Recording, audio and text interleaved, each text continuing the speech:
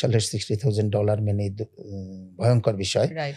আমরা একটা request letter পাঠিয়েছিলাম যে তোমাকে আমরা $60,000 দিব।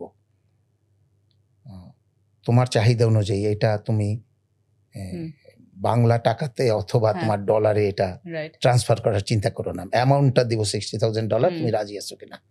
তারা রাজি হলো। $60,000 দেওয়ার সময়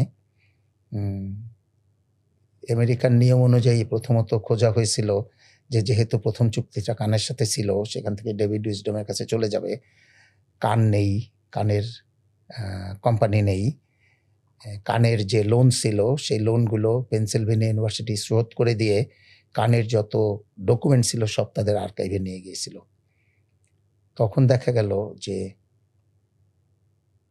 অফিসিয়ালি কানের সন্তান হিসেবে বাবার উত্তরাধিকার হতে পারছে না। আচ্ছা, কেন? নাথানিয়েল কান হলো কানের যে প্রেমিক, তার সন্তান। আচ্ছা, সন্তানকে স্বীকার করছেন কিন্তু উত্তরাধিকার সূত্রে পাচ্ছেন না, সন্তান পাচ্ছেন না। ফাইন, কানের অধ্যায় শেষ হলো, ডেভিড উইজডমের অধ্যায় আসলো। ডেভিড উইজডমের যখন খোঁজা হলো তখন দেখা গেল যে ডেভিড উইজডমের উত্তরাধিকারী নাই কেউ।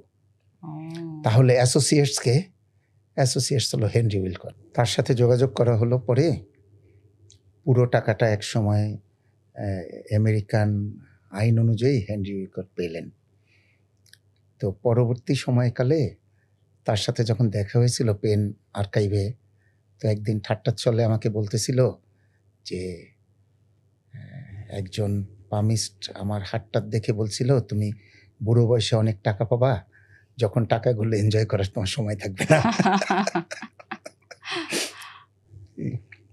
এই হলো এই অধ্যায়। আর যেই প্রশ্নটা আসলে করেছো, কি দেখেছি আসলে, তাই তো? Pennsylvania university